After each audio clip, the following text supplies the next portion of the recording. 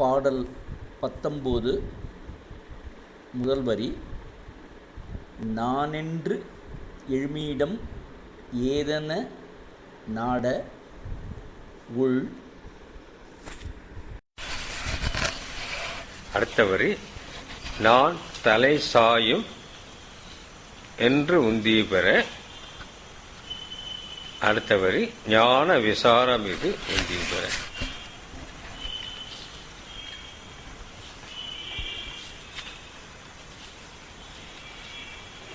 இந்த பாட்டுக்கும் அடுத்த பாட்டுக்கும்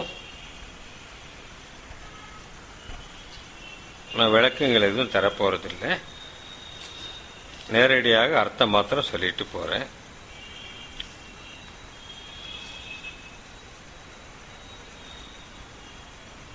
இந்த நான் என்கிற அகந்தை எழுமிடம் எது என்று உள்ளுக்குள்ள தேடினால் நாடினால், நான் என்னும் அகந்தை எழுமிடம் எது என்று உள்ளுக்குள் நாடினால் தேடினால், அந்த நான் தலை சாயும், செத்துரும். போரில் தலை வெட்டப்பட்ட வீரன் எப்படி விழுந்து சாவானோ அது போல தலை சாஞ்சிரும், இறந்துவிடும். இதுதான் ஞான விசாரம். ஞான விசாரம் இது உந்தி பெற அப்படின்னு பகவான் சொல்றார்.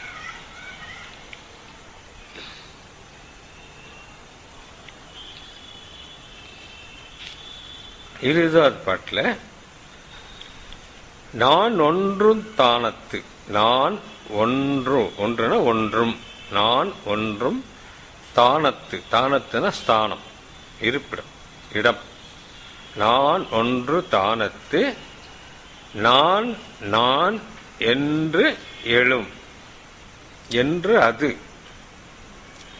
நான் ஒன்று தானத்து நான் நான் என்று அது. அடுத்த வரியில தானாக தோன்றும் என்று உந்தி பெற. அடுத்த வரி. தானது பூன்றமாம் உந்தி பெற. இப்படி நம்ம போன பாட்டில் ஞான விசாரம் சொல்ற. ஞான விசாரம் செஞ்சோம்னாக்கா அந்த போலி அகந்தை நான் ஒன்றுகிற தானத்தில் நான் நான் அப்படின்ட்டு ஒன்று உதிக்கும், தானாக தோன்றும். அப்படி தோன்றும் அதுதான் பூன்றமாம் உந்தி பெற. பூன்றம் என்றால் பூர்ணம். அதுதான் பூரண ஏக வஸ்துவாகிய ஆத்மா அல்லது பிரம்மம் அப்படின்னு சொல்றார். இந்த ரெண்டு பாட்டோட அர்த்தம் சுருக்க இந்த நான் என்கிற அகந்தை எந்த இடத்திலிருந்து எழுகிறது என்று உள்ளுக்குள்ள நாடினாக்கா அந்த போலி அகந்தை நான் செத்துரும். இதுதான் ஞான விசாரம். இப்படி ஞான விசாரம் செய்யறப்போ அந்த நான் போலி நான் எங்க போய் ஒடுங்குதோ அந்த இடத்துல நான் நான் ஒன்று உதிக்கும், தானாகவே தோணும். அப்படி தோன்றுகிற அதுதான் பொருள் வஸ்து அப்படின்னு சொல்ற பூரண வஸ்துவாகிய பிரம்மம் அப்படின்னு சொல்ற. இந்த ரெண்டு பாட்டுக்கும் நான் அர்த்தம் சொல்லலை, விரிவா சொல்லலை, விரிவுரை சொல்லலை. காரணம் இந்த ரெண்டு பாடல்களும் மிக ஆழ்ந்த மிக மிக ஆழ்ந்த மிக மிக மிக ஆழ்ந்த பொருளுடைய முக்கியமான பாடல்கள். இந்த பாடல்கள் அர்த்தத்தை விவரத்தை நான் இப்பொழுது உங்களுக்கு சொன்னால் நீங்கள் சாதனை காலத்தில் கற்பனையில் ஈடுபட ஆரம்பிப்பீர்கள். கற்பனையில் நீங்கள் ஈடுபடக்கூடாது என்ற காரணத்தினால் இதற்கு நான் விளக்கம் சொல்லவில்லை.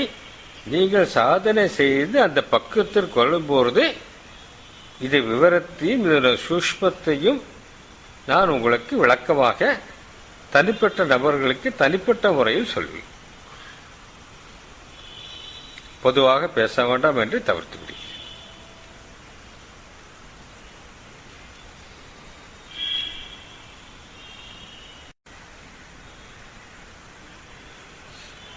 இப்பொழுது நாம் 21வது பாடலுக்கு செல்கிறோம். நான் எனும் சொற்பொருளாம் அது நாளுமே, நான் எனும் சொற்பொருளாம் அது நாளுமே. அடுத்த பாடல், அடுத்த வரி, நான் அற்ற தூக்கத்தும் உந்தீபர, நான் அற்ற தூக்கத்தும் உந்தீபர. அடுத்த வரி, நமது இன்மை நீக்கத்தால் உந்தீபர, நமது இன்மை நீக்கத்தால் உந்தீபர.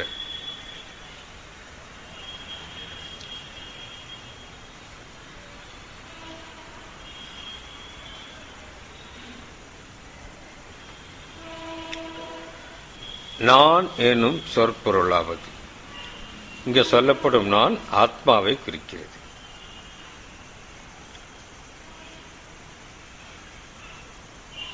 நான் நான் என்று சொல்லப்படுகிற அந்த ஆத்மா அதோட சொற்பொருளாகிய அர்த்தமாவது விளக்கமாவது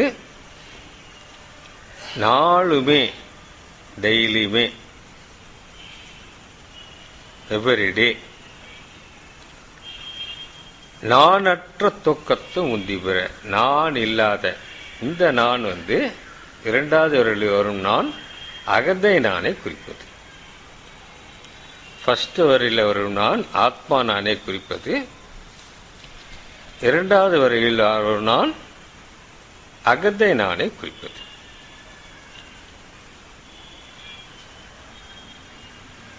நானாகிய ஆத்மா என்கிற பொருள், பொருள்னாக்க இங்க வஸ்து அப்படின்னு அர்த்தம். வஸ்துனாவே பிரம்மத்தை குறிப்பது. வஸ்துல இருந்தா வாஸ்தவம் வந்தது. வாஸ்தவமா சொல்றாங்க அப்படின்னாக்க உண்மையா சொல்றேன், சத்தியமா சொல்றேன்னு அர்த்தம். வஸ்துல இருந்து வந்தது தான் வாஸ்தவம். வஸ்துன்னா பொருள்.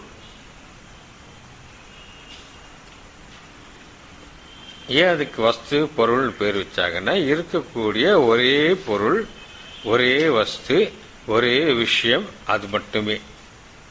மீது எதுவும் உண்மையல்ல, மீது எந்த பொருளும் உண்மையல்ல, வேற எந்த வஸ்துவும் வஸ்து அல்ல.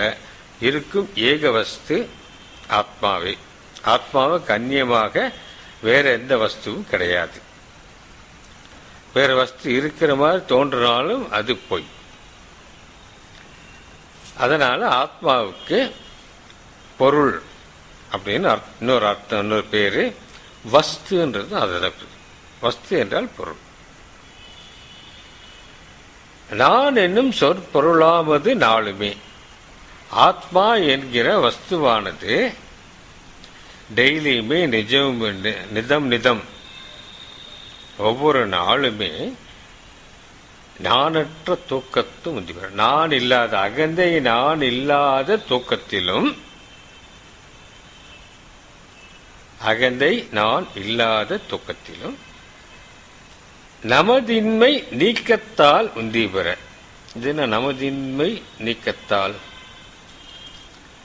இங்கிலீஷ்ல கேள்விப்பட்டிருப்பீங்க, 2 negatives makes a positive. இரண்டு தமிழ்ல சொல்லி 2 நெகட்டிவ்ஸ் இருந்தாக்கா அது பாசிட்டிவா மாறிடும்.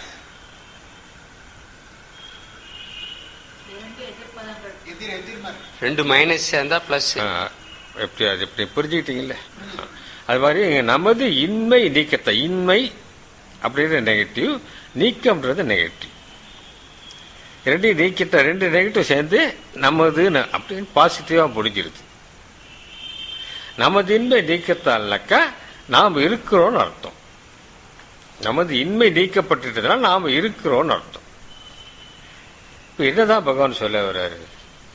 நான் சொல்ற அந்த ஆத்ம வஸ்துவானது நிதமும் டெய்லியுமே அகந்தை நான் இல்லாத தூக்கத்துல உண்மையான நாம் இருக்கிறதுனால நிரூபிக்கப்படுதுன்னு சொல்ற. அதான் நேரடி அர்த்தம். திருப்பி சொல்றேன். நான் அப்படின்னு சொல்லப்படுகிற ஏக வஸ்துவாகிய பிரம்மம் நிதமும் டெய்லியும் அகந்தை நானற்ற தூக்கத்தில்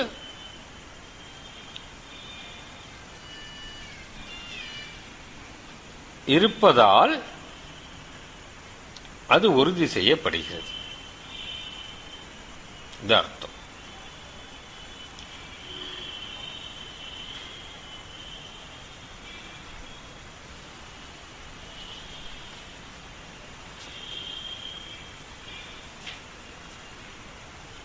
எது ஒன்று இல்லாம நம்ம இருக்க முடியுமோ அது நம்ம இல்லை. இது ஒரு கான்செப்ட் எழுதி. எது ஒன்று இல்லாம நம்ம இருக்க முடியுமோ அது நம்ம இல்லை.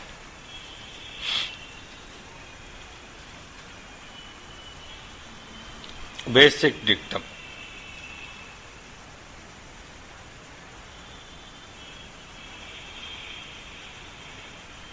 மனைவி இல்லாமல் இருக்க முடியுமா? முடியும். அப்ப மனைவி நான் இல்லை.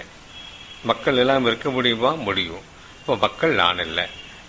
வீடு இல்லாமல் இருக்க முடியுமா? முடியும். அப்போ வீடு நான் இல்லை. இப்படி உடனே எடுத்து பார்த்தீங்கன்னாக்கா இந்த உடம்பு இல்லாமல் நான் இருக்க முடியுமா? முடியும். தூக்கத்தில் இருக்கிறோம், அதனால உடம்பு நான் இல்லை. இந்த மனசு இல்லாமல் இருக்க முடியுமா? இருக்கிறோம் தூக்கத்தில். அப்போ இந்த மனசு நான் இல்லை. இந்த மனசுக்கு ஆதாரமான அகந்தை இல்லாமல் இருக்க முடியுமா? இருக்கும் தூக்கத்தில். அதனால் அகந்தை நான் இல்லை.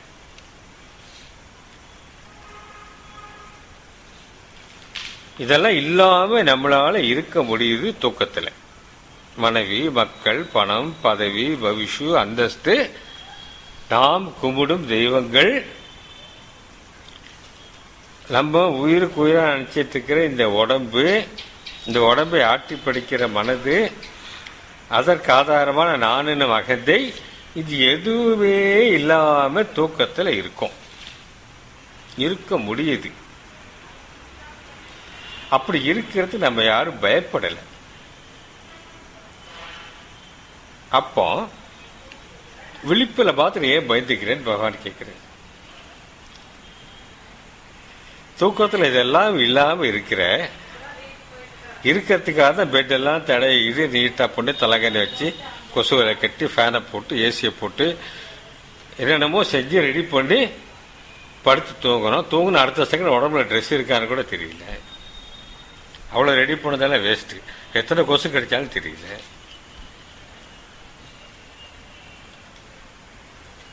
ரெடி பண்ணி தூங்குறோம். தூக்கம் வர தூக்க மாத்திரை போட்டுக்கிறோம்.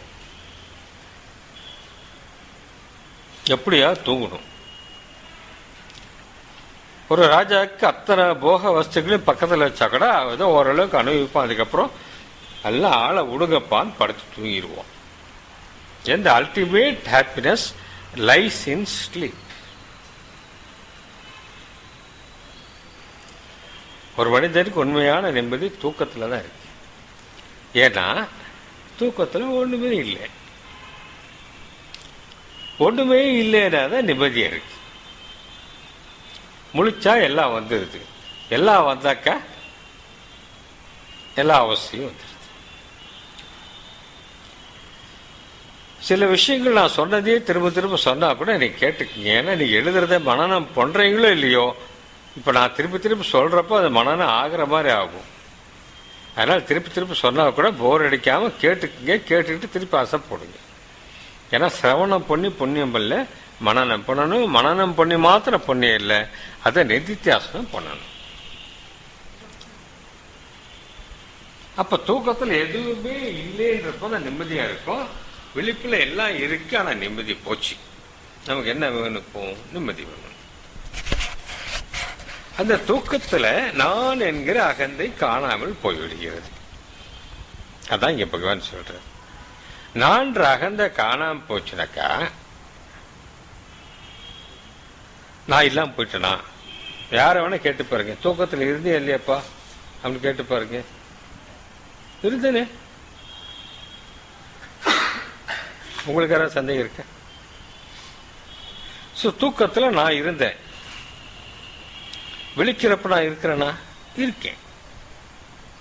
தூக்கத்திலையும் இருந்தேன், கனவுலையும் இருந்தேன், விழிப்பிலையும் இருக்கேன். 3 நிலையில் நான் இருக்கேன். ஆனா தூக்கத்துல ஒண்ணும் இல்லாம இருந்தேன், விழிப்புல எல்லாத்தையும் பிடிச்சு வச்சிட்டு இருக்கு. இதான் வித்தியாசம். தூக்கத்துல ஒண்ணும் இல்லாம இருந்தேன், விழிப்புல எல்லாத்தையும் பிடிச்சு வச்சிட்டு இருக்கிறேன். எல்லாத்தையும் பிடிச்சு வச்சிட்டு இருந்தா அப்பப்போ சிற்றின்பங்கள் சிலது கிடைக்கலாம். ஆனா பெரும்பாலும் தொந்தரவுகள், தொல்லைகள், வேதனைகள், விசனங்கள், கஷ்டங்கள் இதுதான் அதிகமா இருக்கு. ஆனா எதையுமே பிடிச்சிக்க தூக்கத்துல பேரமைதியா பெரும் நிம்மதியாக இருக்கிறது. இல்லது என்ன தெரிஞ்சுக்கலாம்? எதையும் பிடிச்சிக்காம இருந்தா நிம்மதியா இருக்கலாம். பகவான் வார்த்தை do not hold on anything. எதையும் பிடிக்காது. அப்ப என்ன அது? இன்னும் கொஞ்சம் நேரடி அர்த்தம் பார்த்தாக்க எல்லாத்தையும் திறந்தா நிம்மதியா இருக்கு. செந்தில் சிரிக்கிறார். சிரிக்கிறது வேற மாதிரி அர்த்தமா இருக்கு. பெரியவரை சிரிச்சது அதை விட பெரிய அர்த்தமா இருக்கு. 21, 81 அப்படி இருக்கு. 31, 81.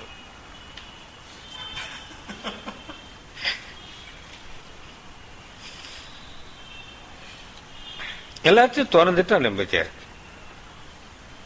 தூக்கத்துல 7 ரூபாய் திறந்துட்டோம். ஓகே, எனக்கு புரியுது சாமி, நான் ஒன்றும் முயற்சி பண்ணல, அதுவா தொலைஞ்சு போச்சு, நிம்மதி.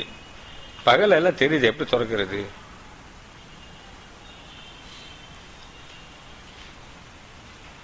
திறக்கணும்.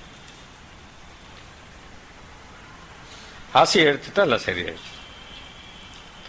பகல எல்லா காரியங்களும் செய்யலாம். ஆனா பற்று இல்லாம, ஆசை இல்லாம செஞ்சுட்டு போனோம்னாக்க பாதிப்பு இருக்காது. இன்னைக்கு கம்பெனிக்கு போனோம், 1500 ரூபா சம்பாரிச்சாகணும் டார்கெட்டை வச்சுட்டு போறப்போ ஆர்டரே வரலன்னா வேதனையாகுது, வெறுப்பாகுது.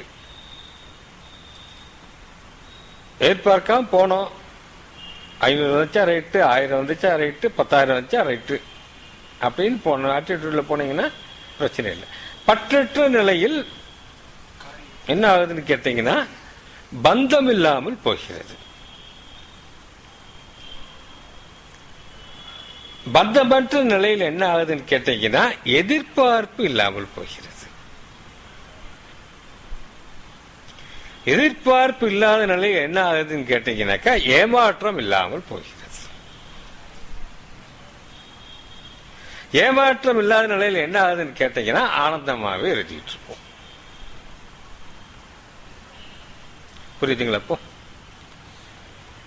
ஆசைய துன்பத்திற்கு காரணம் புத்தர் சொன்னது இதுதான்.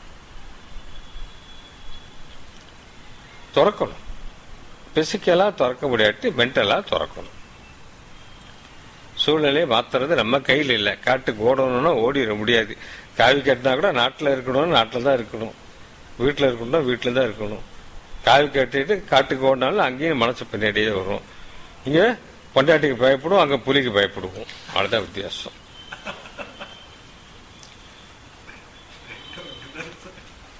ரெண்டும் ஒண்ணுதானா சார்?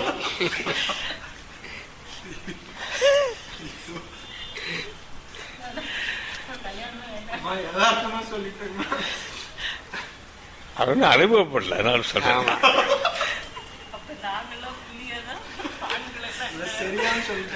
எக்ஸ்பீரியன்ஸ் இல்ல. அப்ப அம்மா அவங்க கேக்குறாங்க, நாங்கெல்லாம் புலின்னு சொன்னா அப்ப ஆம்பளை எல்லாம் யாரு அப்படின்னு கேக்குறாங்க. நீங்க என்ன சர்ச்சையில மாட்டி விடுறீங்க? நான் பாட்டி பேசிட்டு போனா பிரச்சனை வராது.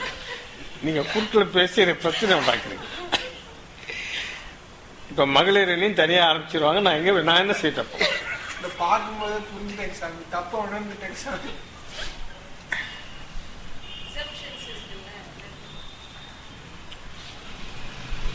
அதனால திறந்துடணும். திறந்துட்டாக்கா பிரச்சனை இருக்கு. அது ஒண்ணு. ரெண்டாவது,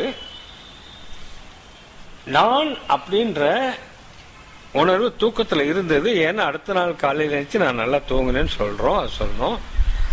நான் இருந்த தூக்கத்துல எல்லாரும் ஒத்துக்கிறாங்க. அதனால நான் இருந்தேன். எந்திரிச்ச உடனே அதே நான் தான் இருக்கேன் இப்போ. ஆனா என்ன ஆயிடுச்சுன்னு கேட்டீங்கன்னா, உபாதிகளை சேர்த்துட்டேன். உபாதி உணர்வை பத்தி 2-3 பாட்டுக்கு முன்னாடி பார்த்தோம். என்ன உபாதி சேர்த்துக்கிட்டேன்? நான் விஸ்வநாதன். அந்த விஸ்வநாதன் எக்ஸ்ட்ரா ஆட் ஆயிடுச்சு. அதான் பிரச்சனை. நான் இந்த உடம்பு, நான் போட்டோகிராஃபர், போட்டோ எடுக்காட்டி செல்போனை தொங்க விட்டுக்கிட்டு இருப்பேன். இன்னைக்கு டார்கெட்டு போய் சம்பாதிக்கணும். அவனை எப்படியா நீ 15,000 அவன்கிட்ட வசூல் பண்ணி ஆகணும். இன்னைக்கு இதை செய்யணும், அதை செய்யணும், சத் சங்கத்துல வாணிக்க வாசகர பாட்டை பேசணும், நாராயணியமா கைத்தட்டணும். இப்படியாக பலவிதமான எண்ணங்கள் ஆட்கொண்டு விடுகிறது. இதுல இந்த நான் மாத்திரம் உண்மை. நான் விஸ்வநாதன், நான் போட்டோகிராஃபர், நான் இதை செய்வேன், அதை செய்வேன், அது இது எல்லாமே பொய். இந்த பொய்யாகிய உப பிளஸ் ஆதி உபாதிகள் சேர்றதுனால ப்ராப்ளம் ஸ்டார்ட் ஆகுது. அதாவது இந்த உண்மையான நானோடு பொய்யான நான் கலக்கும் பொழுது, செயல்படும் போது பிரச்சனைகள் ஸ்டார்ட் ஆகுது. தூக்கத்தில் எப்படி இருந்தோம்? உண்மையான நானாக ஆத்மாவில் தான் பொய்யான நானாகி அகந்தை அடங்கி இருந்துச்சு. அப்போ சேர்ந்துதான் இருந்துச்சு. ஆனா அப்ப அது செயல்படலை. அப்ப அது செயல்படலை, ரெஸ்ட்ல இருந்துச்சு. போலி நான் ரெஸ்ட்ல இருக்கிறதுக்கு பிரச்சனை இல்லை. உண்மை நான் மாத்திரம் தனித்திருக்கும். உண்மை நானோட போலி நான் வேலை செய்ய ஆரம்பிச்சிருச்சுன்னா ப்ராப்ளம் ஸ்டார்ட்ஸ். இப்போ போலி நான வேலை செய்யாம நிறுத்தணும். நிறுத்தினா எல்லா ப்ராப்ளம் ஸ்டார்ட் ஆயிடும், ஸ்டாப் ஆயிடும். போலி நான வேலை செய்யும் எப்படி நிறுத்துறது?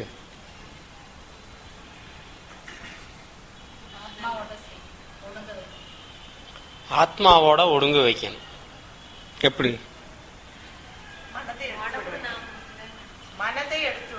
மனசை எடுத்துடணும். எப்படி? தேகாத்ம புத்தி இல்லாம இருக்கணும்ன்ற. அதை எப்படின்னு சாமி கேக்குறாங்க. ரெண்டு எப்படி? பகவான் வழியில் சென்று ஆத்மவிசாரம் செய்யும் பொழுது எண்ணங்களும் அதன் மூலமாகிய நான் என்னும் போலி அகந்தையும் அதன் மூலமாகிய வாசனைகளும் நீக்கப்படும். பல தடவை சொல்லியிருக்கேன். அப்படி நீக்கிட்டு எண்ணமற்று செயல்புரியணும். எண்ணமற்று செயல்புரிந்தால் அப்போ வெங்கடேஷுக்கு மெசேஜ் வந்துகிட்டே இருக்காது. அவரை அட்டன் பண்ணிக்கிட்டே இருக்க மாட்டேன்.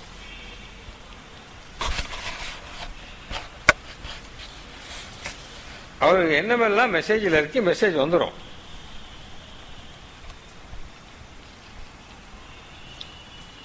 எண்ணம் இல்லாம இருக்கணும். ஸ்டில்னஸ். இங்க இருக்கும் ஒரு சாதகர் எடுத்து சொன்னாரு, நான் நீங்க சொன்ன மந்திரத்தை சொல்லிக்கிட்டே இருக்கிறப்போ திடீர்னு ஸ்டில்னஸ் ஒரு 15 நிமிஷம் அப்படியே ஸ்டில்னஸ்ல இருக்கிறேன். ரொம்ப சந்தோஷம். இந்த 15 நிமிஷம், அரை மணி நேரம், 1 மணி நேரமா எக்ஸ்டெண்ட் ஆகணும் அப்படின்னு சொல்லிட்டு வேற சாதனை சொல்லி கொடுத்துருக்கேன்.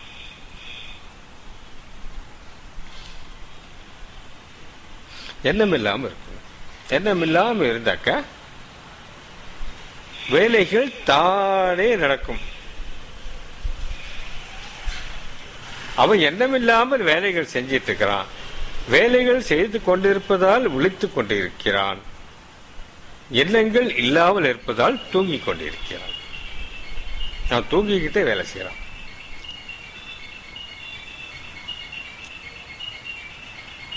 தூங்கிக்கிட்டே விழிச்சுக்கிட்டு இருக்கான்.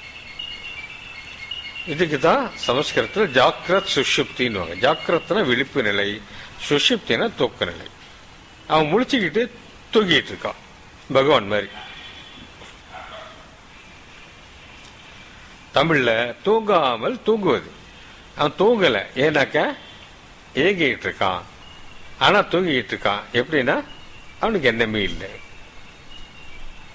தூங்காமல் தூங்கிட்டு இருக்கான். சித்தர்கள் பாடலில் அடிக்கடி வரும், தூங்காமல் தூங்குவது எக்காலம் அப்படின்ட்டு. தூங்காமல் தூங்குறதா ஞானி நிலை. ஸோ தூக்கத்தில் இருக்கிற அந்த உண்மை நான் தான் விழிப்பு நிலையிலும் இருக்கிறது. அது கூட உபாதிகளை எல்லாம் சேர்த்து விடுகிறோம். உபாதிகளை சேர்ப்பது போலி அகந்தை நான். அந்த போலி அகந்தை நானை நீக்கிவிட்டால் உபாதிகள் நீங்கிவிடும். உபாதிகள் நீங்கிவிட்டால் நாம் தூக்கத்தில் இருந்த உண்மை நானாகவே விழிப்பு நிலையிலும் இருப்போம். அதுதான் ஞான நிலை. இதோட சிம்பிளா எனக்கு சொல்ல தெரியல.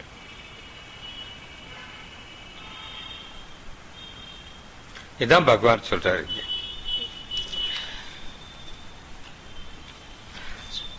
நான் என்னும் சொற்பொருளாவது ஆத்மாவாகிய வஸ்துவானது டெய்லியுமே அகந்தை நான் இல்லாத தூக்கத்துல இருந்துகிட்டே இருக்கு.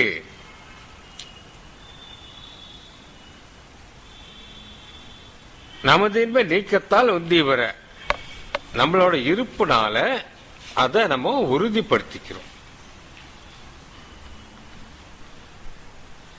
இதுதான் பகவானது அகந்தை நானை குறிப்பிடுறப்போ நான் சொல்லுவாரு. உண்மை ஆத்ம நானை குறிப்பிடும் பொழுது நமக்கு தெரிஞ்சுக்கிறதுக்கு வித்தியாசத்துக்கு நான் 2 தடவை சொல்லுவார். அப்போ இந்த பகல்ல தோன்ற நான் உண்மை நான் மாதிரி தோற்றம் கொடுக்குது, ரொம்ப பவர்ஃபுல்லா இருக்கே. எண்ணங்களுக்கு ஒரு மகிமை இருக்கிறது, எண்ணங்களுக்கு ஒரு வேல்யூ இருக்கு, எண்ணங்களுக்கு ஒரு எஃபெக்ட்னு இருக்குன்னு சொல்றாங்களே, இதெல்லாம் எப்படிங்க? இதெல்லாம் எப்படின்னு கேட்டீங்கன்னா, மனது அல்லது அகந்தை என்பது எங்கிருந்தோ வந்து குதிச்சிடல, ஆத்மால தான் வருது.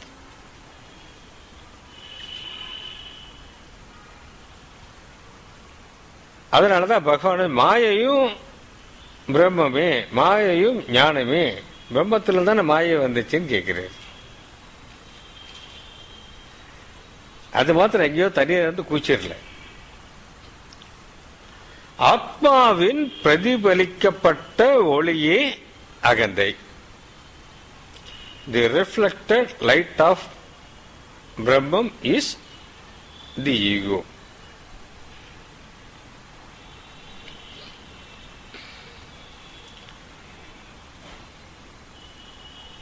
என்ன சொல்ல போனா தி ரிஃப்ளெக்டிங் மீடியம் கூட சொல்லலாம். பிரதிபலிக்கும் ஒரு வஸ்து, ஒரு விஷயம் சொல்ல. இப்ப கண்ணாடியில பார்த்து ஷேவ் பண்ணிக்கிறோம். கண்ணாடிக்கா ஷேவ் பண்றோம்? கண்ணாடியை பார்த்து நமக்கு தான் ஷேவ் பண்ணிக்கிறோம். அதான் கண்ணாடி எடுத்துட்டா முகமே தெரியல. அது மாதிரி இந்த ரிஃப்ளெக்டிங் மீடியமாக மனதை எடுத்து விட்டால் அது ரிஃப்ளெக்ட் பண்ற உலகமே இருக்காது. கண்ணாடி இப்படி வச்சீங்கன்னாக்கா ஐயா தெரிகிறாரு, கண்ணாடி எடுத்துட்டு ஐயா தெரிய மாட்டார்.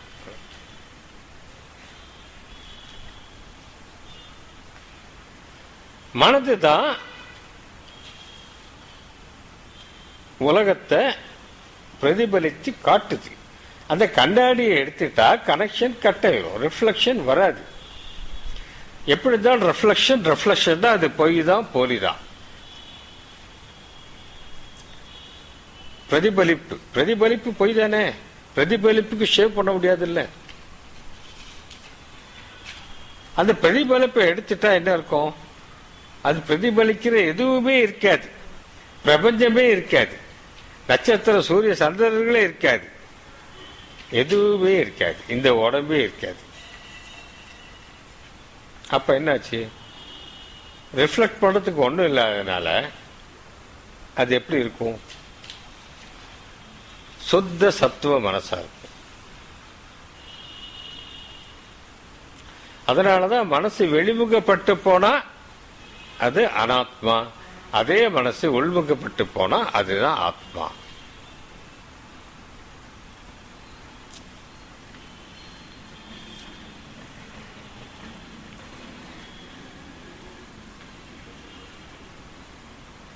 இந்த அகந்தை தான் ரிஃப்ளெக்டடா இருந்தாலும் எதுலேருந்து வருது? ஆத்மாலேருந்து வர்றதுனால அதுக்குன்னு ஒரு சக்தி இருக்கு. ரிஃப்ளெக்டட் இதுக்கே அவ்வளவு சக்தி இருக்கு. நம்ம பார்த்து கண்ணால் எவ்வளவு நேரம் ரசிக்கிறோம். விபூதி வச்சா கூட சரியா இருக்கான்னு கண்ணாடில போய் பார்த்துக்கிறோம். அழகா இருக்குமா, கரெக்டா இருக்குதா, ஷேவிங் கரெக்டா போன இருக்குமா, ஏதாவது முடிகிடி விட்டு போச்சா, மீசை கரெக்டா வந்திருக்குதா, எத்தனை பிரச்சனை கண்ணாடில பாக்குறதுனால. பார்க்கலாட்டி அழகா இருக்கணும் இல்லைன்னு தெரியாது. நம்ம அழகு நினைச்சுக்கிறோம், எவ்வளவு அசிங்கமா இருக்குன்ட்டு பார்க்கறவனு தான் தெரியும். நம்மளே பார்த்துட்டு எப்படி தெரியும்? எஸ்னா சிங்க குட்டின்னு நினைச்சுக்கிறான்.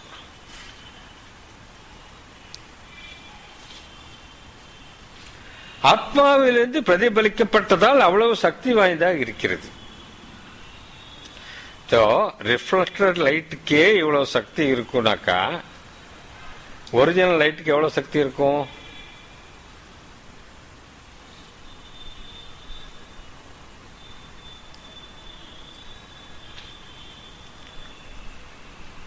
அப்போ உடனே பெரியவர் கேட்கிறாரு, எனக்கு நிறைய தூக்கம் வருது, நினைச்சா பொழக்கு தூங்கிடுறேன், பாடத்துக்கு நடுவில் தூங்கிடுறேன், அப்ப நான் ஆத்மாவில் தான் இருக்கிறேன், அப்படியே இருக்கட்டுமா?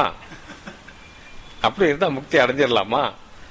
எனக்கு எவ்வளவு முயற்சியே தேவையில்லை, அதுவா தூக்கம் வருது அப்படின்னு அவரோட மனசுக்குள்ள சந்தேகம் கேட்க மாட்டேங்கிறார். நானா யூகிச்சு சொல்றேன். தூங்கும் பொழுது என்ன ஆகுதுன்னு கேட்டீங்கன்னாக்கா நமக்கு வேண்டாத சமாஜம் நடக்குது. என்ன வேண்டாத சமாச்சாரம்? தூங்குறது நல்லதா? டாக்டரை கேட்டா தூங்கணும், பைத்தியம் பிடிச்சிடும் சொல்லுவாங்க. தூங்கணும் தான், மினிமம் தூங்கணும். 4 hours 5 hours 6 hours தூங்கணும். அதுக்கு மேல தூங்குறது தமோ குணத்தை வளர்த்துரும். அது ஒரு பக்கம் இருக்கட்டும். தூங்குறது நல்லதா கெட்டதா? தூங்குறப்ப என்ன ஆகுது? தூங்குறப்ப என்ன ஆகுதுன்னு கேட்டீங்கன்னா பேட்டரி ரீசார்ஜ் ஆகுது. நம் மனமாகிய பேட்டரி ரீசார்ஜ் ஆகுது. அதனால தூங்கி எதிர்ச்சோன்னா ஃப்ரெஷ்ஷா இருக்கு. மனம் ஆத்மாவில் ஒடுங்கி நாம் தூங்கும் நேரத்தில் தனக்கு வேண்டிய சக்திகளை ஆத்மாவிலிருந்து நிதம் நிதம் பெற்றுக்கொள்கிறது.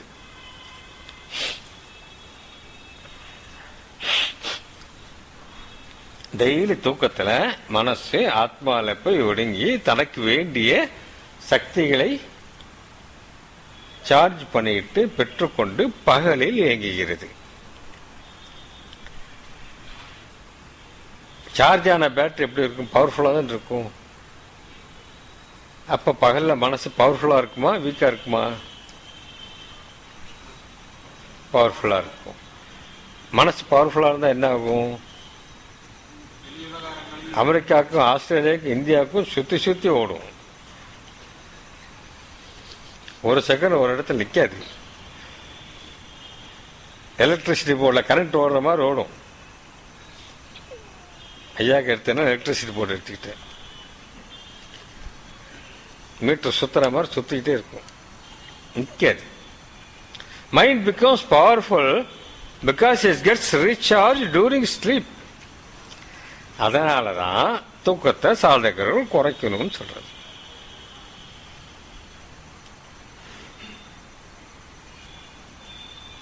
பகல் 12 மணி நேரம் விட்டுற வேண்டியது, ராத்திரி 12 மணி நேரம், 6லேருந்து காலையில் 6 வரைக்கும். இந்த 12 மணி நேரத்தில் 1/3 தூங்குங்கன்னு சொல்லி கிருஷ்ண பரமாத்மா கீதையில சொல்றாரு. 4 மணி நேரம்.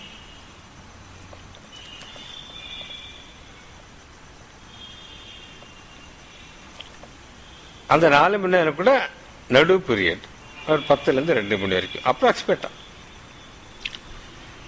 தூங்குனாக்க போருமானது. ஒரே இடையா தூங்காம இருக்கிறவனுக்கு யோகம் வராது, அவனுக்கு பைத்தியம் பிடிச்சிடும். பைத்தியம் பிடிச்சிட்டு அப்படி ஆத்மச்சாரம் பண்ண முடியும்? தூங்கிட்டே இருக்கிறவனுக்கு யோகம் வராது. அப்படி தூக்கம் அதிகமாக வந்தால் உணவை குறைக்க வேண்டும். வாக்கிங் போகணும், தூக்கம் வரப்போ தூங்காம நடக்கணும். இப்படியாக தூக்கத்தை குறைத்தால் மனது செயல் இழக்கும்.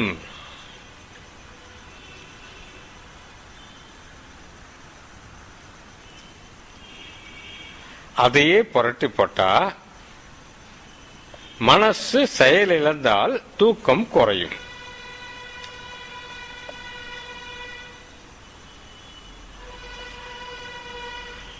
மனசு செயல் இழந்தால் தூக்கம் குறையும். ஆன்மீகத்தில் மேலே போறவங்களுக்கு தூக்கம் குறைய ஆரம்பிச்சிடும். இயல்பாகவே குறையும். ஏன்னா மேலே போக எண்ணங்கள் குறையும். எண்ணங்கள் குறைய குறைய பேட்டரி டிப்ளீட் ஆகிறது குறையும். பேட்டரி எனர்ஜி வேஸ்ட் ஆகிறது குறையும். பேட்டரி முக்கால் சார்ஜ் இருந்ததுன்னா கால்வாசி சார்ஜ் ஆனா போறோம். அந்த கால்வாசி சார்ஜ் 2-3 மணி நேரத்தில் கிடைச்சிடும். உடம்பு டயர்டுக்கு என்ன செய்யறது? பகவான் சொல்றாரு, தூக்கம் மனசு சம்பந்தப்பட்டது, உடம்பு சம்பந்தப்பட்டது இல்லை. உடம்பு அப்படியே கொஞ்ச நேரம் உட்கார்ந்து இருந்தாலும் சாஞ்சி இருந்தாலும் ரெஸ்ட் எடுத்துக்கும். கண்டை கொஞ்ச நேரம் மூடிட்டு இருந்தா கண் ரெஸ்ட் எடுத்துக்கும். உடம்புக்கு ரெஸ்ட் தூங்கிதான் வேணும்னு அவசியம் இல்லை. கொஞ்சம் தூங்கினா அது ரெஸ்ட் எடுத்துக்கும். மீதெல்லாம் பேசாம உட்காந்து இருக்கிறப்போ சாஞ்சிட்டு இருக்கிறப்போ கண்ணை மூடிட்டு இருக்கிறப்போ ரெஸ்ட் எடுத்துக்கும். மெயினா தூக்கம் என்பது மனசுக்கு தான் ரெஸ்ட். மனசுக்கு ரெஸ்ட் தரது அதிகமாக கொடுக்க கூடாது. அதிகமாக கொடுத்தால் அதிகமாக சார்ஜை அதிகமாக எண்ணங்களை ஏற்படுத்தும். அதிகமாக எண்ணங்களை ஏற்படுத்த அதிகமாக உலக ரீதியாக உழல்வோம்.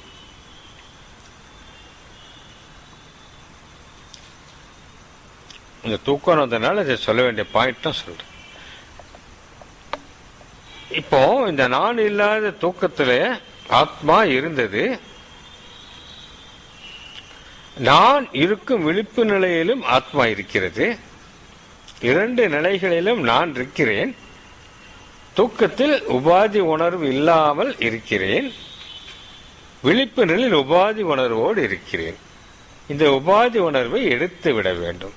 உபாதி உணர்வுன்னு என்னது? ஏற்கனவே சொல்லியாச்சு,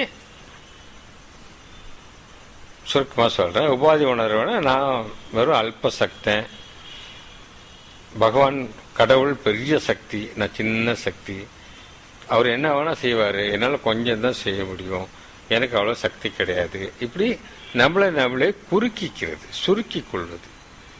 ஆதியில இருந்த பிரம்ம நிலையிலிருந்து நழுவி உப ஆதிக்கு வந்து நான் ஒரு மனுஷன், நான் ஒரு சின்ன சக்தி, நான் இந்த உடம்பு அப்படின்னு நம்மளே இந்த உடம்புக்குள்ள சுருக்கிக்கிறது தான் உபாதி. எல்லையற்ற பிரபமாக இருக்கும் நாம் நம்மை இந்த உடம்புக்குள் சுருக்கி கொண்டு இந்த உடம்பு தான் நான் நினைக்கிறோம். அதுதான் உபாதி.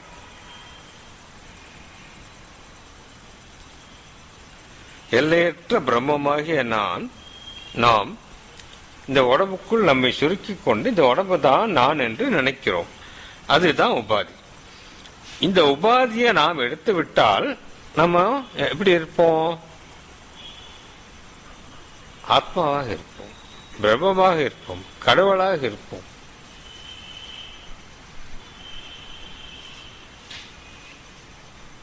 தூக்கத்துல எந்த நிம்மதியை உணராம அனுபவிச்சோமோ அந்த நிம்மதியை இப்போ விழிச்சுக்கிட்டு உணர்ந்து அனுபவிப்போம். இதான் பேசிக் டிஃபரன்ஸ். முக்கியமானதெல்லாம் திருப்பி ரிப்பீட் பண்றேன். தூக்கத்துல எந்த நிம்மதியை உணராம அனுபவிச்சோமோ அந்த நிம்மதியை விழிப்பு நிலையில உணர்ந்து அனுபவிப்போம். இதுதான் ஞான நிலை.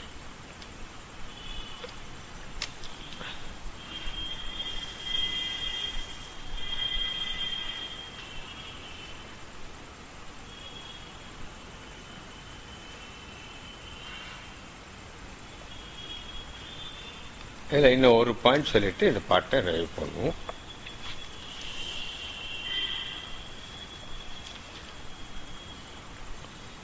ஆத்மா நமக்கு தெரியுதா? தெரியலையே. தெரியாதது நம்பு நீ சொல்லிக்கிட்டே இருக்கீங்களே.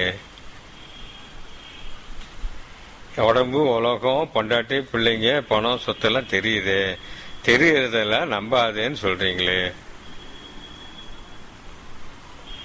உங்களுக்கு தான் கொஞ்சம் சித்தபுரமா பிடிச்சிருக்கு, மூணு சந்தேகம் வருது.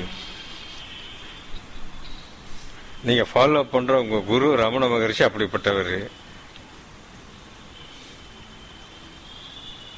இதெல்லாம் தெரியுது. தெரியறதெல்லாம் இல்லைன்றீங்க, தெரியாதது இருக்குன்றீங்க.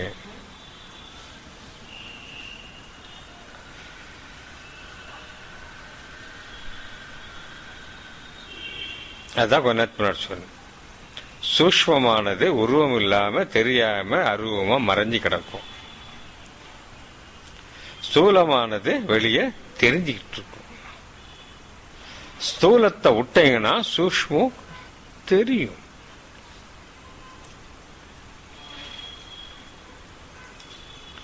ஸ்தூலத்தை விட்டா சூக்ஷ்மம் தெரியும்.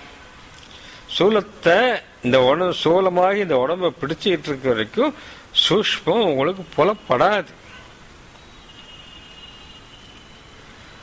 விட வேண்டியதை விடாம பிடிக்க வேண்டியதை பிடிக்க முடியாது.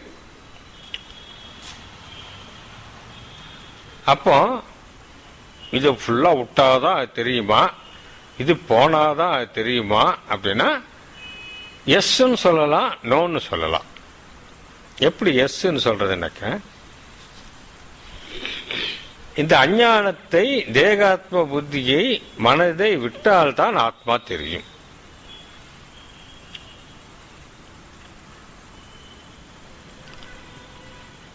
இது இருக்கிற வரைக்கும் அது தெரியாது.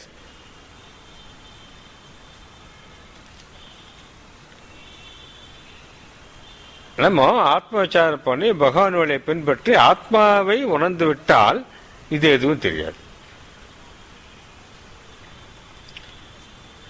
ஆத்மாவை உணர்ந்தால் உலகம், உடம்பு ஒன்றும் தெரியாது. அதான் சமாதியில் கிடக்கிறப்ப ஒண்ணுமே தெரியாது. உலகத்தை உணர்ந்து கொண்டால் ஆத்மா தெரியாது. உலகத்தை விட்டா ஆத்மா தெரியும், ஆத்மாவை விட்டா உலகம் தெரியும்.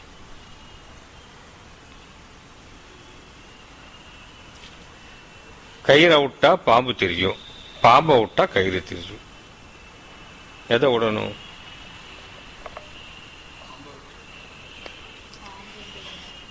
பாம்பை விட்டுட்டு பார்க்கணும்.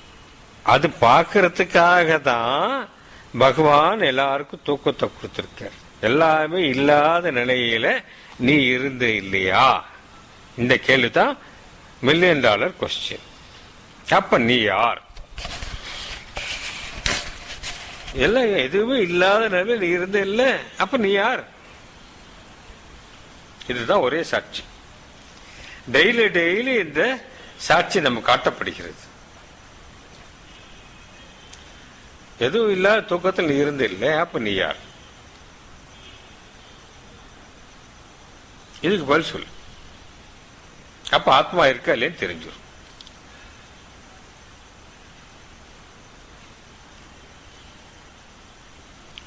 ஆத்மா இருப்பதற்கு அதான் ஒரு சாட்சி. நிதம் நிதம் நாம் அனுபவிக்கும் காட்சி சாட்சி. ஆத்மாவில் ஒடுங்கி இருக்கிறப்ப சந்தோஷமா இருக்கும். இது அனதர் ப்ரூஃப். மற்ற நேரத்தில் அவ்வளவு சந்தோஷம் இல்லை.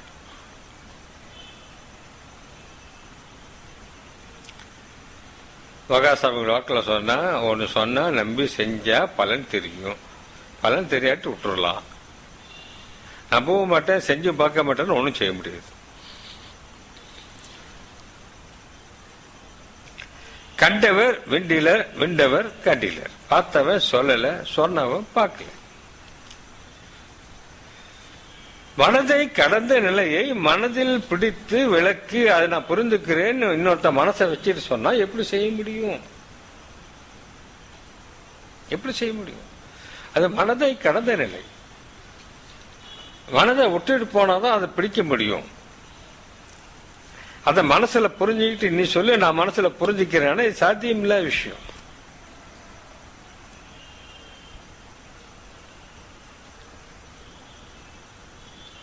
மனசை விட்டுட்டு பார்த்தா தெரியும், மனசை நிறுத்திட்டு பார்த்தா தெரியும். இப்ப தியானம் பண்றவங்க 15 நிமிஷம் ஸ்டில்லா இருக்குன்னு சொல்றீங்கல்ல, அந்த ஸ்டில் எப்படி இருக்கு? நல்லா இருக்கு. அந்த ஸ்டில் உங்க நிலை கிடையாது. அது ஒன்லி 50% மார்க். புரியுதுங்களா? அதாவது நீங்க நெகட்டிவ் மாத்திரம் நீக்கிட்டு டெம்பரரி 15 மினிட்ஸ், அந்த 15 மினிட்ஸ் டெம்பரரி பர்மனன்ட் எப்படி இருக்கும்? ரொம்ப ஜோரா இருக்கும். ஆனா அது நெகட்டிவ் மாத்திரம் நீக்கிற நிலை. அதுக்கு மேல ஆண்டவன் அனுபவிக்கிறப்போ அது பேரானந்தமா பேரமைதியா மாறும். அப்ப எப்படி இருக்கும்?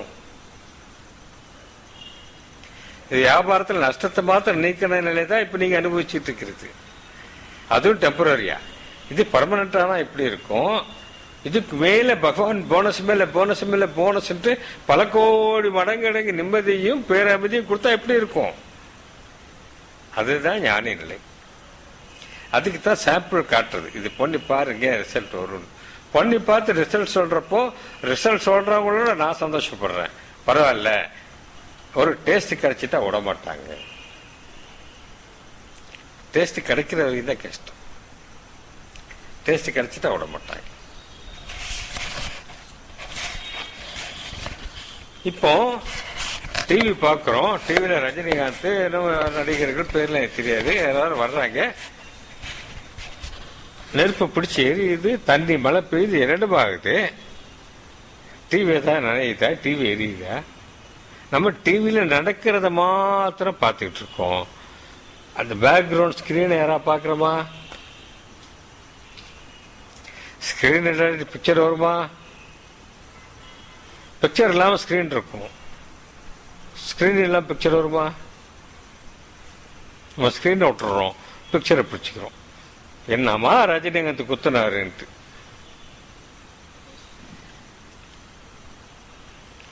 புஸ்தகம் எடுக்கிறோம், அதுல இருக்க பிரிண்ட்ஸை பார்க்கிறோம், படிக்கிறோம்.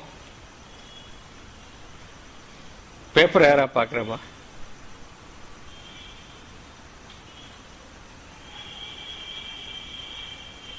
அதுல என்ன எழுதி பிரிண்ட் தான் பார்க்கிறோம். பிரிண்ட் எல்லாம் பேப்பர் இருக்கும், பேப்பர்லாம் பிரிண்ட் இருக்குமா? அடிப்படையை யாரும் பார்க்கறது இல்லை. பார்க்காது நம்ம பிள்ளை. அடிப்படையை பார்த்தீங்கன்னா அடிப்படையாக ஆத்மாவும் அதுக்கு மேலாக இந்த கனவு, நனவு, தூக்கம் என்ற 3 நிலைகளும் ஒவ்வொரு ஜீவராசிக்கும் மாறி மாறி வந்து கொண்டே இருப்பதையும் உணர முடியும். Go to the substratum, go to the foundation. Foundation மண்ணு கீழே இருக்கு, பூமி கீழே தெரியல. தெரியாததுனால ஃபவுண்டேஷன் இல்லைன்னு சொல்றீங்களா? ஃபவுண்டேஷன்லாம் பில்டிங் வந்துருச்சா? நோண்டி பார்த்தா ஃபவுண்டேஷன் தெரியும். நோண்ட மாட்டேன்னு நானே சீட்டும். நான் ஃபவுண்டேஷன் போட்டு தான் கட்டினேன் நான் சொல்ல முடியும். ஸோ நாம் முயற்சி செய்தால் அதன் இருப்பை, நமது இருப்பை நாம் அனுபவத்தில் உணர முடியும். நான் என்னும் சொற்பொருளாமது நாளுமே நானற்ற தூக்கத்தும் உந்தி பெற நமது இன்மை நீக்கத்தால் உந்தி பெற. நம்மளோட இருப்பு தூக்கத்தில் உறுதி செய்யப்படுவதால், டெய்லியுமே உறுதி செய்யப்படுவதால், நான் என்கிற அகந்தை இல்லாம நம்ம இருக்க முடியும்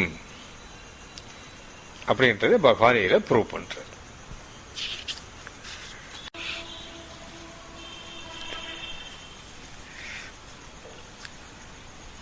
அடுத்த பாடல் உடல், பொறி, உள்ளம், உயிர், இருள் எல்லாம்.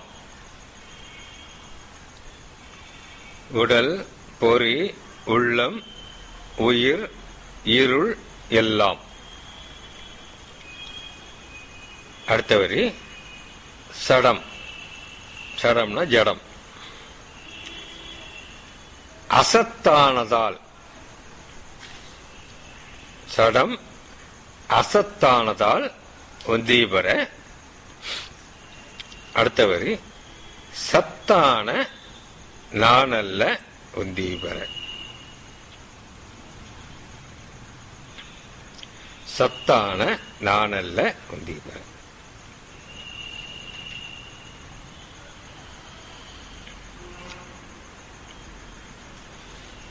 உடல்லாம் உங்களுக்கு தெரியும், உடம்பு. பொறியினா ஐம்புலன்கள், ஐம்பொறி அல்லது ஐம்புலன்கள். உள்ளம்னா மனசு. உயிரினக்க ஆத்மான்னு சொல்றாரு. உயிரின பிராணன், மூச்சு. பிராணம் பயிற்சின்றோம்ல, உயிர் பயிற்சி தான் பிராணம் பயிற்சின்றோம். உயிரினா காத்து, சுவாச காட்டு.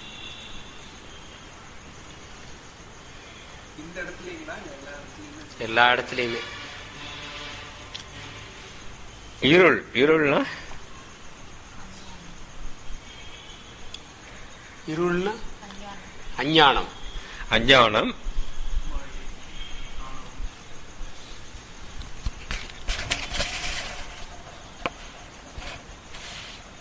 இத இப்படி சொல்லியிருந்தாலும், பாடலில் தமிழ் போட்டிருந்தாலும், இதை நம்ம கொஞ்சம் வேற வகையா புரிஞ்சுக்கணும்.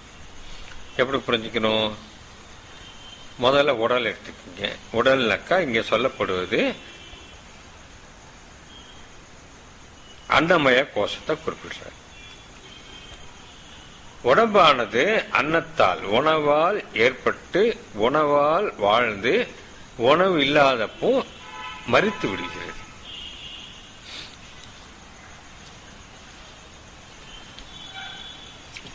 போன யுகங்கள்லாம் எலும்பு இருக்கிற வரைக்கும் உயிரோடு இருப்பாங்க, ரொம்ப வருஷம் உயிரோடு இருப்பாங்க.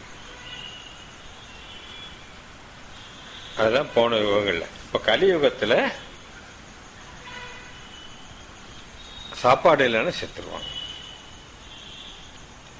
போன யுகத்துல நீங்க புராண கதையில படிச்சு பாருங்க, 1000 வருஷம் சாப்பாடுலாம் தவம் போடனான்னு போட்டிருக்கும். உண்மை.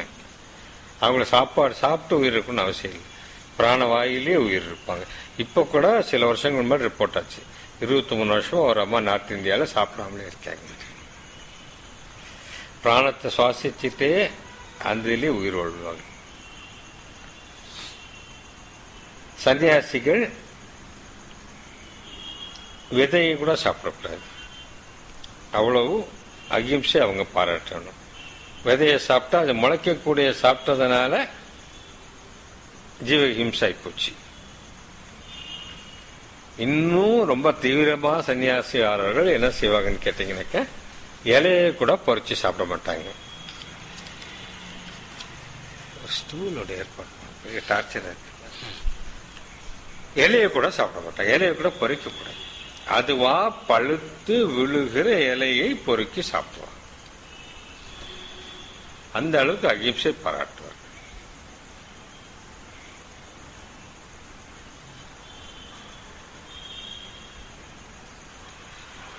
கலியுகத்தில் இந்த உடலானது அன்னத்தால் உருவாகி அன்னத்தால் வாழ்ந்து அன்னம் இல்லாவிட்டால் மடிந்து விடுகிறது.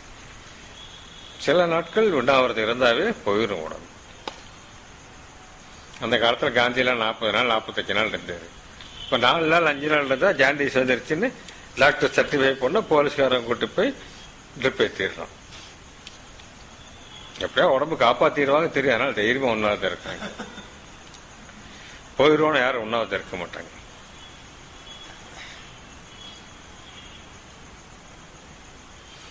ஃபோர்ஸிபிள் அவங்களே கூட்டு போய் ட்ரிப் ஏற்றி காப்பாற்றிடுறாங்க.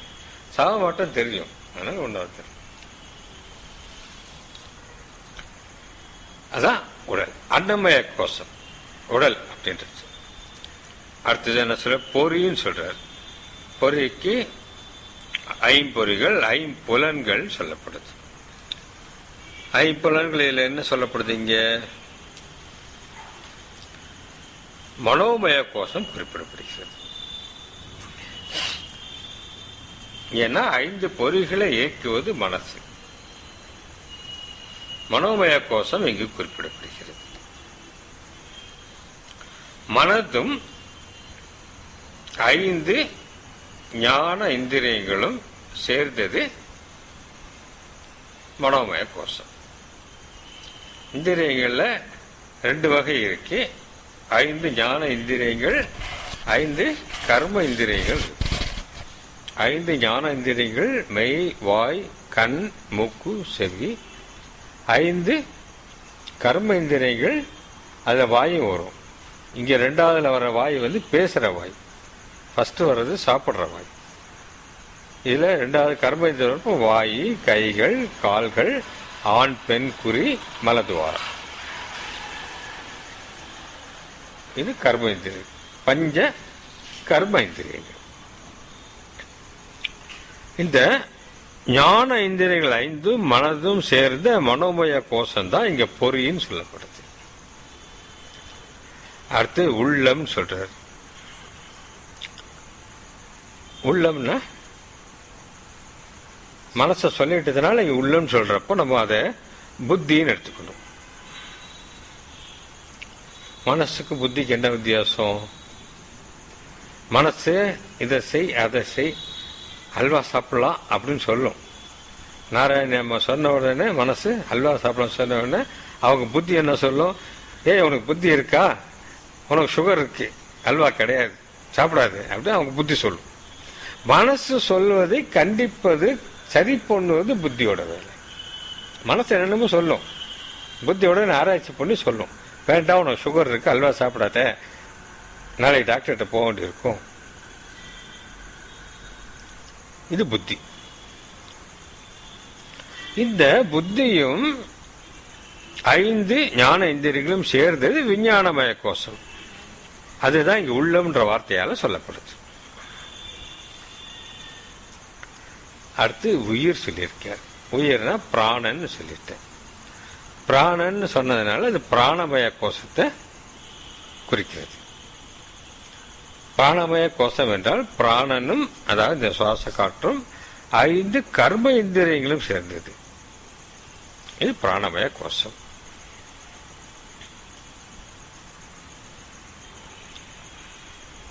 கடைசியா இருள் சொல்லியிருக்கு. அஞ்ஞானம்னு சுசிலாமா சொன்னாங்க, அஞ்ஞானத்தா. ஆனால் இங்க குறிக்கப்படும் நிலை தூக்க நிலை. தூக்கத்தில் அஞ்ஞானத்துல இருக்கும், அதனால சரிதான். ஆனால் குறிக்கப்படும் நிலை தூக்கத்தில் இருக்கு. தூக்கத்தில் ஒண்ணுமே தெரியல, மரக்கட்ட மாதிரி கிடக்கிறோம் இல்ல, அஞ்ஞானத்துல மூழ்கி மரக்கட்ட மாதிரி கிடக்கிறோம். ஆனாலும் அதுதான் ஆத்மாவுக்கு மிக நெருங்கிய நிலை. ஏன்னா ஆத்மால தான் மூழ்கி இருக்கும். ஆனாலும் அடைந்த நிலை கிடையாது.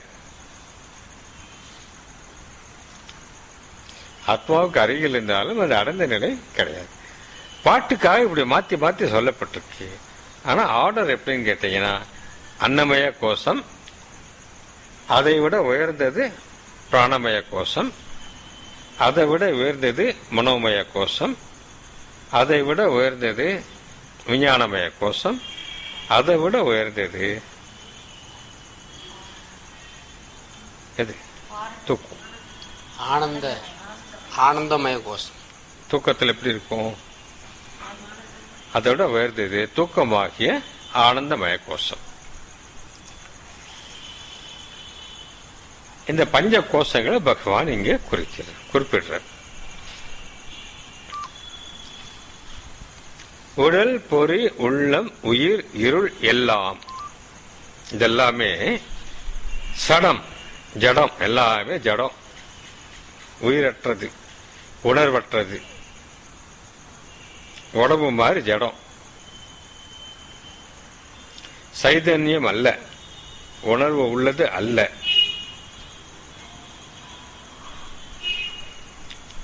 ஏன் ஜடம்? அசத்தானதால் உத்தீபர. அது சத்து இல்லை, அது அசத்து. சத்து என்றால் இருப்பு, பிரம்மத்தின் இயல்பு இருப்பு. நான் இருக்கிறேன்ற உணர்வோடு இருக்கும் இருப்பு. இது அசத்துன்னு சொல்றாரு. சத்துக்கு ஆப்போசிட் அசத்து, பொய். இந்த 5 பொறிகளுமே 5 கோஷங்களுமே சத்தானது கிடையாது, சத்தியமானது கிடையாது, ஆத்மாவானது கிடையாது. எல்லாமே அசத்து, எல்லாமே அனாத்மா. ஆத்மாவுக்கு ஆப்போசிட் அனாத்மா. அதனால இதெல்லாம் ஜடம்.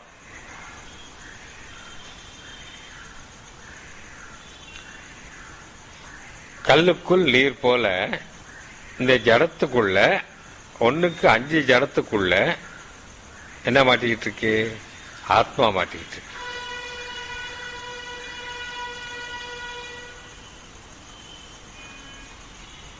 ஆத்மாவை இந்த பஞ்ச கோஷங்களும் மறைத்து இருக்கு.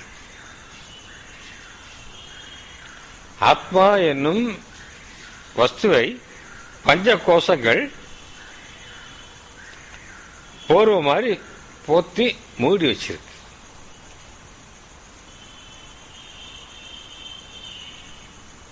இதுக்கு பேர் தான் திரேதானம்.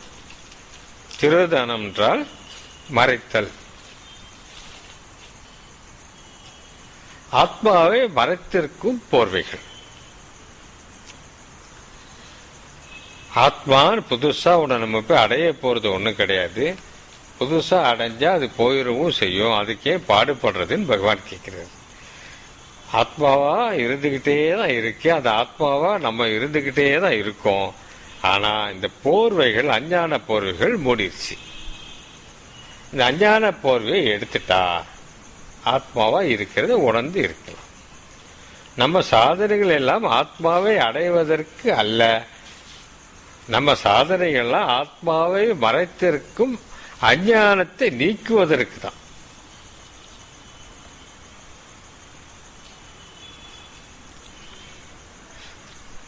கொஞ்சம் கஷ்டமா இருக்க, ஈஸியா. நம்ம சாதனைகள் எதுவும் ஞானத்தை அடைவதற்கு அல்ல. நம்ம சாதனைகள் எல்லாம் அஞ்ஞானத்தை நீக்குவதற்கு மட்டுமே.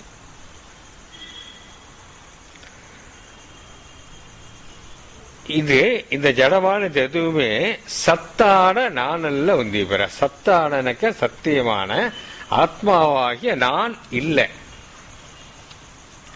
இதெல்லாம் அசத்து. சத்தான உண்மையான நானாகிய ஆத்மா இல்லை. இதெல்லாம் அசத்து, ஜடம். இந்த ஜடத்தை நீக்கினா சத்தான உண்மையான நான் வெளிப்படுவேன்.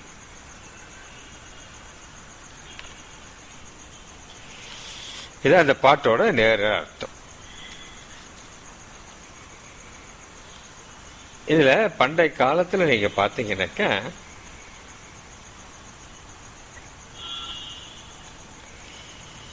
நேதி மார்க்கம்னு ஒன்று சொல்லுவாங்க. நேதினா ந பிளஸ் இதி, நேதி. இதுனா இது, நான் ஆப்போசிட். இது அல்ல. நேதி என்றால் இது அல்ல. ஒன்றொன்னா தள்ளுவாங்க.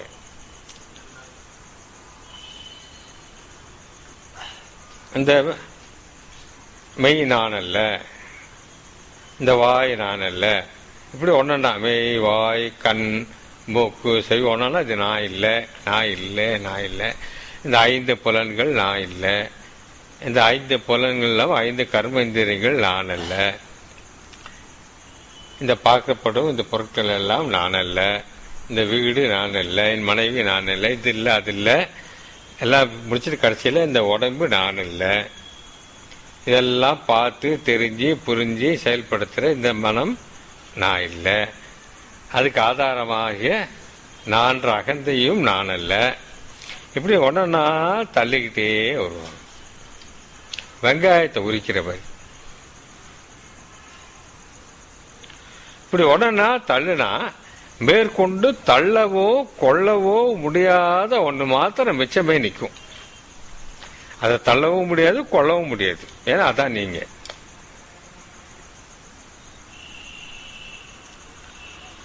அதான் பிரம்மம், அதான் ஆத்மா, அதான் கடவுள். இதுக்கு பேர் தான் நேதி மார்க்கம். இப்போ சும்மா வாயில் இந்த உடம்பு நான் இல்லை, இந்த மனசு நான் இல்லை, இது நானும் இல்லை, அது நானும் இல்லை, இந்த மெய் நானும் இல்லை, இந்த வாய் நானும் இல்லைன்னு சொல்லிட்டா சரியா போயிருமா? அனுபவத்தில் இறங்கிருமா? அவ்வளோ ஈஸி கடை. அப்போ எல்லாருமே ஞானியாக இருப்பாங்க. ப்ராக்டிக்கலாக தள்ளணும், தியரிட்டிக்கலாக இல்லை, வாயில் இல்லை, வார்த்தையில் இல்லை, அனுபவத்தில் தள்ளணும்.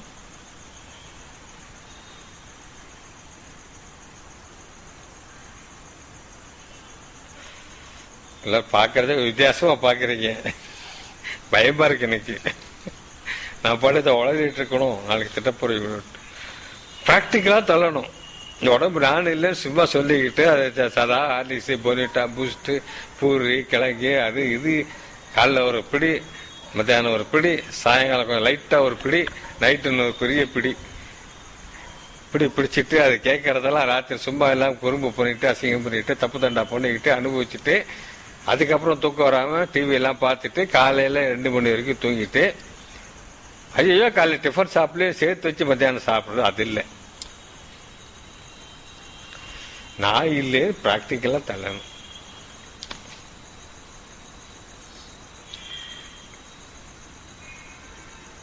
கொஞ்சம் கேப் போடுறேன், யோசிச்சு பண்ண பாருங்க. சாத்தியமில்லை அதெல்லாம் பேசிக்கிட்டு இருக்கோம். அதனால சத்சங்கத்தில் முள்ள ஆளுங்க குறைஞ்சிட்டு வராங்க. நம்ம மேற்கொண்டு வரணுமா வேண்டாமா அப்படின்னு தீவிர ஆலோசனைக்கு எல்லாரும் போயிட்டீங்க. தள்ளணும். நான் இல்லை, அதுக்கு பிராரப்த பிரகாரம் என்ன வீழ்ச்சி இருக்கோ அது நடக்கும், அது நடந்தே தீரும். அதை நம்மளால மாற்ற முடியாது. அதை விதித்த ஆண்டவனால் பகவானால் மாத்திரமே அதை மாற்ற முடியும். நம்ம கையில் இல்லை, ஒன்றும் இல்லை. மீறி போனால் அவர்கிட்ட பிரார்த்தனை பண்ணலாம். அவர் பார்த்து மனசிறங்கி மாற்றினா உண்டு, இல்லாட்டி மாற்ற மாட்டார். 99.9% மாற்ற மாட்டார். நம்ம முதலே சொல்லிட்டா அவர் ஈட்டிக்காரரோட மோசமானவர்ன்ட்டு, கந்து வட்டிக்காரரோட மோசமானவர். செஞ்சது எல்லாத்துக்கும் பனிஷ்மெண்ட்டோ ரிவார்டோ கொடுக்காம விட மாட்டார். பனிஷ்மெண்ட்டும் கொடுக்காம விட மாட்டார், ரிவார்டும் கொடுக்காம விட மாட்டார். நீங்கள் வேணான்னா கூட பணத்தை கொட்டிடுவார் நீங்கள் நல்லா இருந்தீங்கன்னாக்கா. அப்போ என்னதான் செய்யறது? ஒன்றும் செய்ய முடியாது. ஒன்றும் செய்ய முடியாதுன்னு வரையே ஆழ்த்திக்கிட்டு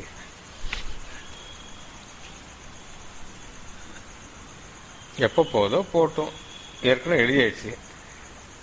அது வரைக்கும் என்னன்னா நடக்கணுமோ நடக்கும்.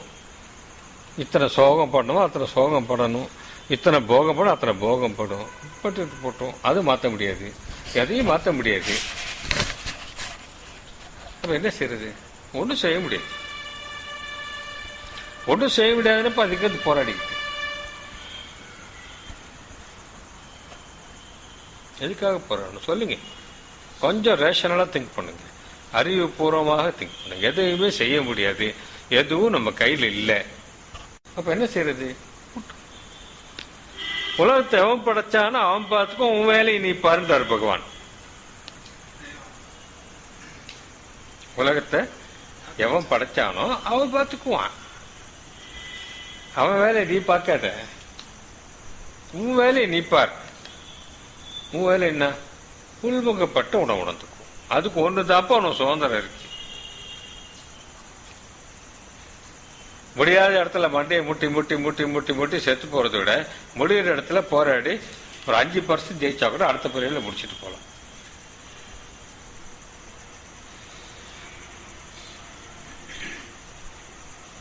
அதனால காலங்காத்தால் நியூஸ் பேப்பர் படிச்சுட்டு ஒரு டீயை குடிச்சிட்டு ஒரு சிகரெட் பற்ற வச்சுட்டு அப்படி உட்காந்து உச்சந்தில் உட்காந்துட்டு நாடு இப்படி ஆயிப்போச்சுப்பா, இவன் இப்படி செஞ்சாப்பா, அவன் அப்படி செஞ்சாப்பான்னு பேசி ஒன்றும் ஆக போறதில்லை. நமக்கும் ஒன்றும் ஆக போறதில்லை, நாட்டுக்கும் ஒன்றும் ஆக போறது. என் மருமக அப்படி சொல்லிட்டா, என் மருமக இப்படி சொல்லிட்டான், எங்க அம்மா அப்படி சொல்லிட்டாங்க, இது இப்படி ஆயிப்போச்சு, அது அப்படி போச்சு, இந்த பாலிடிக்ஸும் வேண்டாம். அதனாலே ஒன்றும் ஆக போறது. திட்டு வாங்கினதுக்கும் வாங்கிட்டோம். நீங்களாம் திட்டிட்டு தான் போறீங்க. நான் ஒரு வாரம் வாங்கிக்கிறேன் 2 தடவை.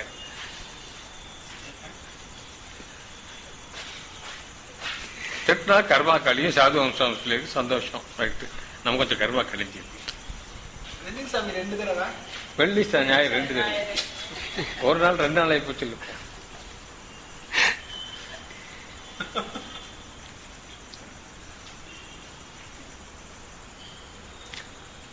ஸோ இந்த அனித்தியமான விஷயங்கள் நம்ம கையில் இல்லாத விஷயங்களையே நம்ம மனசை போட்டு உடலை விட்டுக்கிட்டு இல்லாம அனித்தியமான விஷயங்கள் நடந்து கொண்டிருக்கும் பொழுது அதற்குள் நித்தியத்தை நாட வேண்டும்.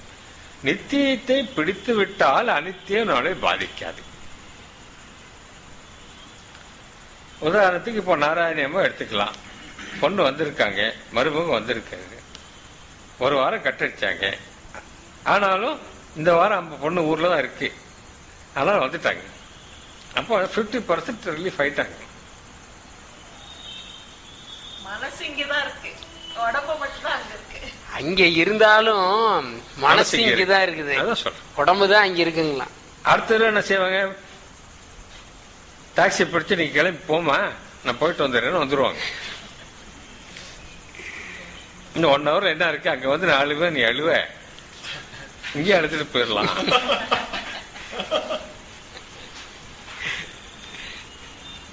எதுக்கு சொல்ல வரேன்னு கேட்டா, நிச்சயத்தை பிடிக்க பிடிக்க அனித்தியங்கள் நம்மளை விட்டு விலகும். அனித்தியத்தை விட விட நித்தியத்தை நாம் பிடிப்போம்.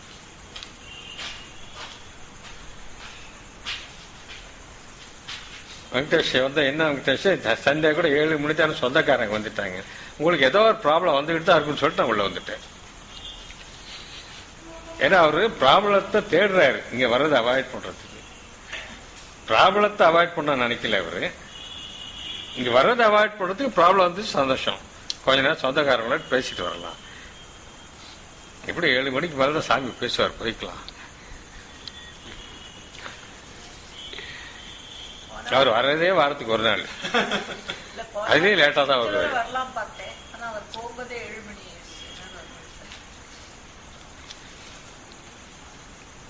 என்னப்பா சொல்றாங்க, எல்லாம் திட்டாங்களே? போன வாரம் எப்படியும் வந்துடலாம் அப்படின்னு நினைச்சாங்களா, அவர் கிளம்பும் போது 7 மணி ஆனதுனால இங்க வர முடியாம போயிடுச்சுன்னு சொல்றாங்க. அப்படிதான் ஆகும், நம்ம தான் போராடும். அதனால சொல்றேன், அனித்தியத்தை விட்டால் நித்தியம் கிட்டும், நித்தியத்தை பிடித்தால் அனித்தியம் விலகும். ரெண்டுமே சைடு பை சைடு செய்யும். விட வேண்டியதை விட்டு பிடிக்க வேண்டியதை பிடிக்க ஆரம்பிக்கும்.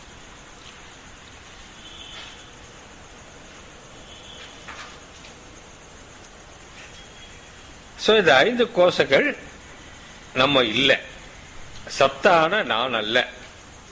அப்ப என்ன செய்யணும், இதெல்லாம் உடணும். எதை உடணும், உடலை உடணும். உடலை உடனா செத்து போறது இல்லை, உடல் மேல இருக்க அபிமானத்தை உடணும்.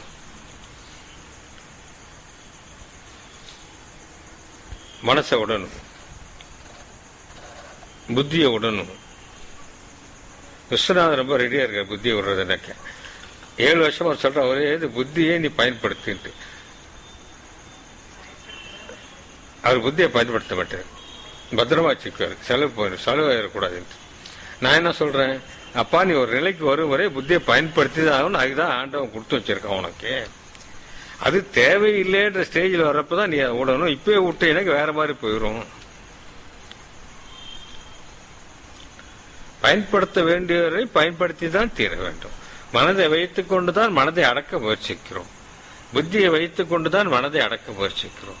இவைகளை தேவை இருக்க வரை பயன்படுத்தி விட்டு தேவையில்லாத போது தூக்கி போடணும்.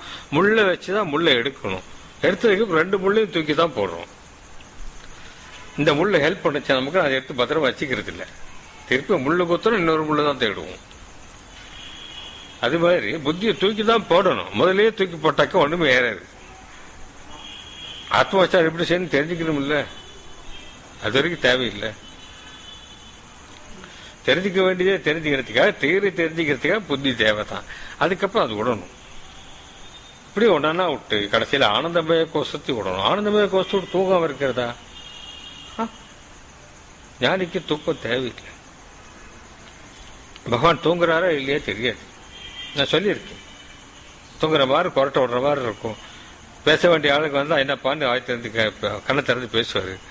தேவையில்லை என்ன மாதிரி ஆளுக்கு போயினாக்கா தூங்குற மாதிரி தூங்கிட்டு இருக்கு. அவர் தூங்காமல் தூங்குவது ஒரு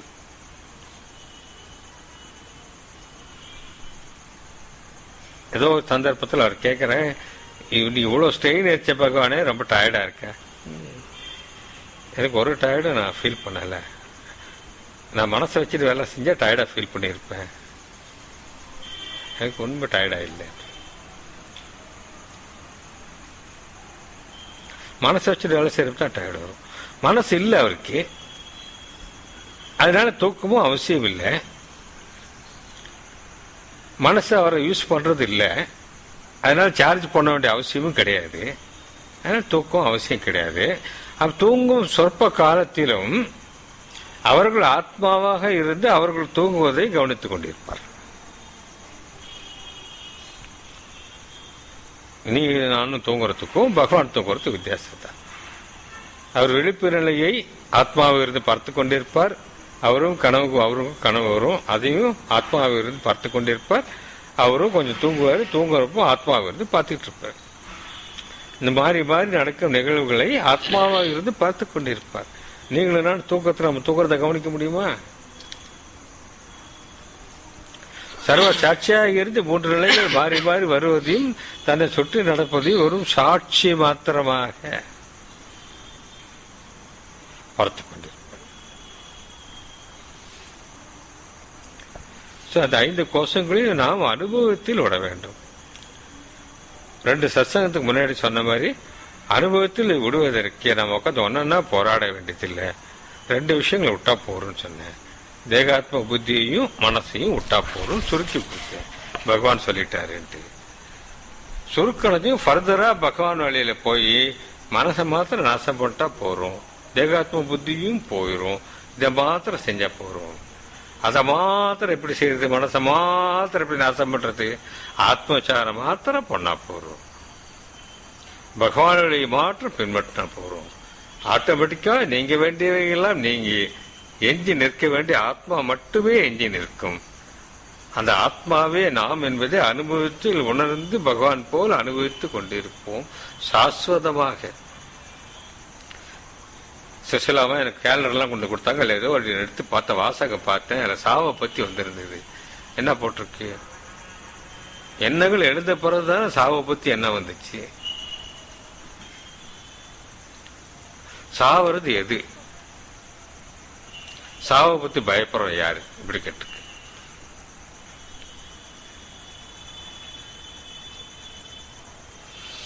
முதல்ல எக்ஸாக்ட் வேர்டிங்ஸ் அப்படி இங்கிலீஷ்ல சொல்லுவேன். இப்ப அந்த அளவுக்கு இல்லை, எல்லாம் காலி ஆயிடுச்சு. மீனிங் டு தி எஃபெக்ட் சொல்றேன்.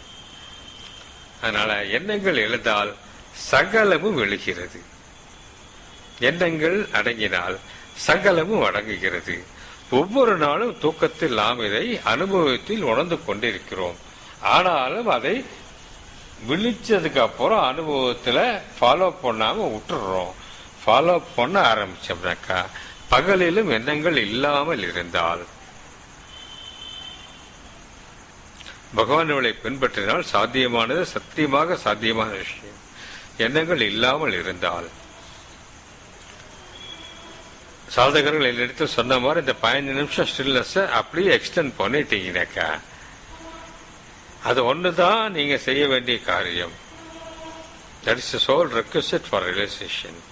அதை நீங்க செஞ்சிட்டீங்கன்னா beyond the beyond will take care. பகவான் சொல்ற மாதிரி அதுக்கு மேற்பட்ட விஷயத்தை ஆத்மா அவங்களை இழுத்து பேரானந்த பெருங்கடலில் திளைக்க வைத்து பேரமைதியாக சாஸ்வதமாக பிரம்மமாக பகவானுடன் ஒன்று இணைந்து சகஜ சமாதியில் அத்வைத சித்தியில் நிரந்தரமாக இருப்பீர்கள்.